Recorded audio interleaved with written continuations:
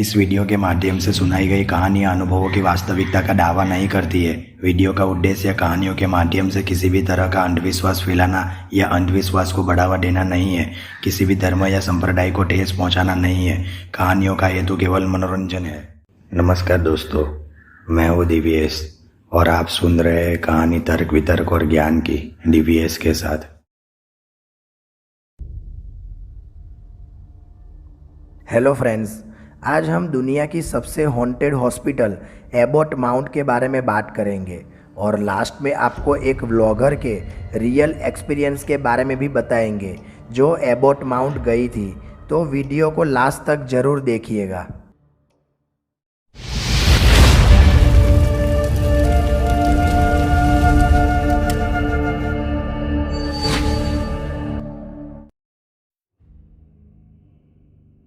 पहाड़ों में अक्सर भूत प्रेत और आत्माओं की कहानी सुनने को मिलती है। एक तो पहाड़ों की आबादी इतनी घनी नहीं होती और लोग भी कहीं ना कहीं थोड़ी दूर दूर फैले होते हैं और रात के वक्त पहाड़ों में पसरा सन्नाटा हमें ये सोचने पर मजबूर कर देता है कि यहाँ कुछ तो है।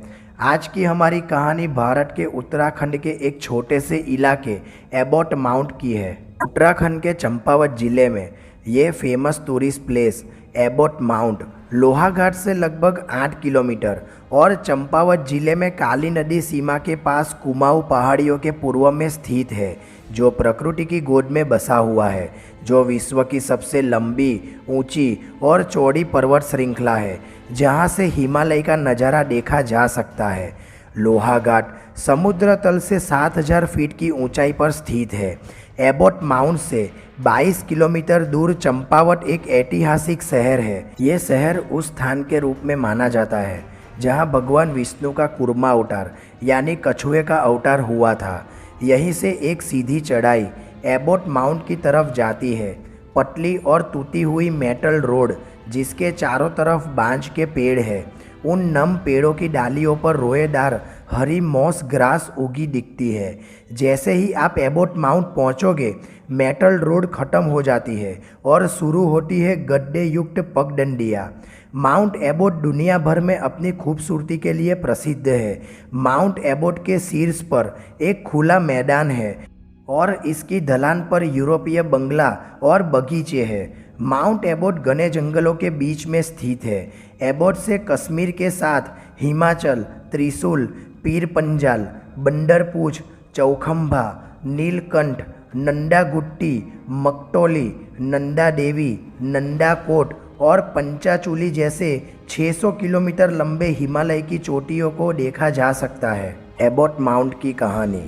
चंपावत जिले से तकरीबन 15 किलोमीटर की दूरी पर बसा एक छोटा सा हिल स्टेशन जिसे एबॉट माउंट के नाम से जाना जाता है। एबॉट माउंट को ब्रिटिश शासन काल में अंग्रेज़ों ने बसाया था और दुनिया भर में इस जगह को इसकी खूबसूरती के लिए जाना जाता है। ये कस्बा हिमालय और प्रकृति की गोद में बसा हुआ है। यहाँ से सबसे नज़दीक शहर लोहाघाट है जो करीब 8 किलोमीटर की दूरी पर स्थित है। ये सन 1900 की बात है। उस वक्त जॉन हेरोल्ड एबॉट नाम का एक अंग्रेज यहाँ पर आता है।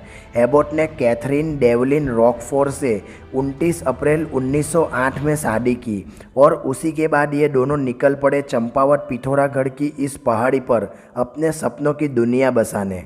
माउंट एबॉट को जॉन हेरोल्ड एबॉट द्वारा बसाए जाने के कारण इसका नाम एबॉट माउंट रखा गया। ये पहाड़ी की चोटी देवदारू और बांज के वृक्षों से घिरी है। सर्दियों में यहाँ की ज़मीन बर्फ़ की मोटी चादर ओढ़ लेती है। जॉन हेरोल्ड एबॉट का जन्म 10 जनवरी 1863 को स्कॉटलैंड के एडिनबर्ग में हुआ था। इस जगह पर आज भी उस समय की करीब 16 पुरानी हवेलियां मौजूद है। पास में ही बेहद खूबसूरत लेकिन अपने अंतिम दिन गिनता एक चर्च भी है और इसके निचले स्थान पर कब्रिस्तान बना हुआ है जहां 10-12 कब्रें हैं। यहाँ पर एक हॉस्पिटल के अलावा थोड़ी ही दूर पर एक घर भी बना है जिसे लोग मुक्ति घर अथवा मुक्ति कोठी भी कहते हैं। आपको बता दें कि इसी इलाके के आसपास मशहूर शिकारी जिम कॉर्बेट ने एक बाघ का शिकार किया था और इसलिए भी ये इलाका काफ़ी मशहूर है। एबॉट ने लंदन जाने से पहले यहाँ बने बंगले को एक चैरिटेबल हॉस्पिटल के नाम कर दिया। उसकी तमन्ना भी थी यहाँ एक अच्छा हॉस्पिटल बने ताकि आसपास के पहाड़ी लोगों का इलाज हो सके। इस हॉस्पिटल में मुफ्त इलाज, दवाइयाँ और तमाम सुविधाएं थी। हॉन्टेड अस्पताल की रहस्यमयी कहानी। उत्तराखंड के चंपावत जिले की हसीन वादियों के बीच एबॉट माउंट में ब्रिटिश काल में एक अस्पताल हुआ करता था जहां स्थानीय लोगों को मुफ्त इलाज मिलता था। बताया जाता है कि 1915 के आसपास ये अस्पताल भारत के जाने माने अस्पताल में से एक था। ये 100 साल से भी ज़्यादा पुराना अस्पताल है। ये हॉन्टेड अस्पताल पहले एबी बंगले के तौर पर जाना जाता था, जिसे बाद में अस्पताल में तब्दील कर दिया गया। इसी बंगले के पास मुक्ति कोठी बनी हुई है। कई साल बीतते चले गए, अस्पताल चलता गया। यहाँ नए डॉक्टर आते रहे और पुराने जाते रहे। इसी क्रम में यहाँ मोरिस नाम के एक डॉक्टर परिवार के साथ आते हैं। डॉक्टर मोरिस लोगों का मुफ्त इलाज किया करते थे। कहते हैं उनके इलाज में जादू था। उनकी डॉक्टरी काफ़ी मशहूर थी। वह किसी भी मरीज को ठीक कर देते थे। वो असाध्य से असाध्य रोगों का भी सफल इलाज कर लिया करते थे। लोग उनको भगवान या जादूगर मानने लगे। शुरुआत के कुछ महीनों तक सब कुछ ठीक चल रहा था, लेकिन अचानक से डॉक्टर मोरिस की भविष्यवाणी मशहूर होने लगी। एक समय ऐसा आया कि डॉक्टर मोरिस मरीजों की नाड़ी देखकर भविष्यवाणी कर देते कि उसकी मौत इस तारीख को इतने बजे हो जाएगी, और होता भी बिल्कुल वैसा ही था। लेकिन सच तो ये था कि डॉक्टर डेथ कहे जाने वाले डॉक्टर मोरिस मौत पर रिसर्च किया करते थे। गांव के लोग भोले भाले थे और अंधविश्वासी भी थे। उन्हें भी डॉक्टर मोरिस की बातों पर आंख बंद करके भरोसा होने लगा। कहा जाता है कि ऐसी 100 से ज़्यादा मौतें हकीकत में उसी टाइम पर उसी दिन हुई जो डॉक्टर मोरिस ने बताई थी। उस दौर में ये सब घटनाएं ज़्यादा बाहर नहीं आई, क्योंकि तब इतने साधन नहीं थे कि इन दावों की जांच हो सके। इसके अलावा उस वक्त मीडिया भी उतना नहीं था। लोगों ने डॉक्टर मोरिस को अपार शक्तियों का स्वामी मान लिया। धीरे धीरे समय बीतता गया और अचानक एक दिन डॉक्टर मोरिस की पत्नी और बच्चे की मौत हो गई। इसके कुछ दिन बाद डॉक्टर मोरिस की भी मौत हो गई। उस बंगले के आसपास मौजूद एक चर्च के करीब एक कब्रिस्तान भी है। डॉक्टर मोरिस के पूरे परिवार को उसी में दफनाया गया। उस चर्च में लोगों का आना जाना भी रहता था। डॉक्टर मोरिस की मौत के बाद उस जगह पर जब दूसरे डॉक्टर आए तो धीरे धीरे डॉक्टर मोरिस की भविष्यवाणी वाले राज से पर्दा उठने लगा। गांव वालों ने जब नए डॉक्टरों को डॉक्टर मोरिस के बारे में बताया कि वो ऐसी ऐसी भविष्यवाणी करते थे, तो दूसरे डॉक्टरों को भी अजीब लगा, क्योंकि कोई भी डॉक्टर मरीज की मौत की एकदम सटीक भविष्यवाणी नहीं कर सकता है। ये असंभव है। ऐसे में नए डॉक्टरों ने इसकी छानबीन शुरू की। छानबीन में ये पता चला कि डॉक्टर मोरिस दिन में 10-15 मरीज देखते थे।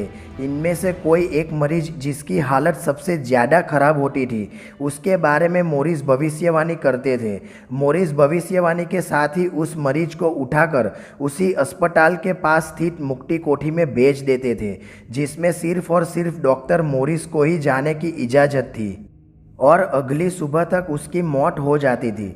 मुक्ति कोठी में जाने वाला कोई भी मरीज जिंदा बाहर नहीं आया था। बाद में जब पूरी सच्चाई बाहर आई तो पता चला कि डॉक्टर मोरिस ने जो भी कहा, जो भी भविष्यवाणी की, वो सब उन्हीं का रचाया हुआ षड्यंत्र था, और हर मरीज की मौत के लिए वो खुद जिम्मेदार होते थे।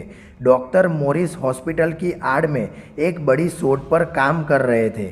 क्या होता था उस कमरे में? कहा जाता है कि डॉक्टर मोरिस एक बेहद काबिल और महत्वाकांक्षी डॉक्टर थे। वो मेडिकल फील्ड में काफ़ी आगे जाना चाहते थे। वे जानना चाहते थे कि क्या जीवन और मृत्यु के बीच भी कोई स्थिति होती है? मृत्यु के तुरंत बाद क्या होता है? क्या कोई ऐसी भी स्थिति हो सकती है जिसमें व्यक्ति ना तो मरा हो और ना ही जीवित हो? वो रिसर्च करते कि इंसान का दिल धड़कता कैसे है, इंसान का दिमाग सोचता कैसे है, क्यों इंसान के दिमाग अलग अलग होते हैं और वो क्यों एक सा नहीं सोचते। इस तरह के सवाल डॉक्टर मोरिस के जहन में रहते थे। इन्हीं सब सवालों के जवाब पाने के लिए उन्होंने ये शोध आरंभ की थी। इसके लिए वे ऐसे मरीज का चुनाव करते थे जो कि अनाथ हो या फिर बेहद गरीब, अर्थात उस मरीज के आगे पीछे कोई ऐसा व्यक्ति ना हो जो डॉक्टर पर सवाल उठा सके। मरीज को चुनने के बाद कुछ दिनों तक दिखावटी उपचार किया जाता था और फिर डॉक्टर मोरिस कहते थे कि अब इस मरीज को नहीं बचाया जा सकता और इस तारीख को इतने बजे इतने मिनट पर इसको मुक्ति मिल जाएगी। और फिर मुक्ति अर्थात मृत्यु की घोषित तिथि वाली रात को मरीज को मुक्ति कोठी में ले जाया जाता था। वहाँ डॉक्टर मोरिस मरीज के दिमाग में ऑपरेशन करके मरीज को एक ऐसी स्थिति में ले जाते थे जिससे वो जीवन और मृत्यु के बीच फंसकर रह जाए। ये एक प्रकार की कोमा जैसी स्थिति थी। कुछ समय शोध करने के बाद मरीज को मार दिया जाता था और लाश को उसके जानने वालों को सौंप दिया जाता था। लेकिन कुछ मरीजों को वही उसी कोमा जैसी स्थिति में बंधक बना लिया जाता था और फिर लंबे समय तक उन पर रिसर्च किया जाता था। कहा जाता है कि उन मरीजों से डॉक्टर मोरिस को बहुत सी जानकारियाँ प्राप्त हुई थी और बहुत से रहस्यों को सुलझा लिया था। उनका उद्देश्य बेशक अच्छा था और शायद भविष्य में चिकित्सा विज्ञान को उनकी शोधों से बहुत सहायता मिलती, लेकिन उनका तरीका बेहद गलत और घिनौना था। उनके इन्हीं बेटों के रिसर्च की वजह से मरीज की जान चली जाती थी। जब डॉक्टर मोरिस की हरकत का खुलासा हुआ तब से लोग उन्हें डॉक्टर डेथ के नाम से बुलाने लगे।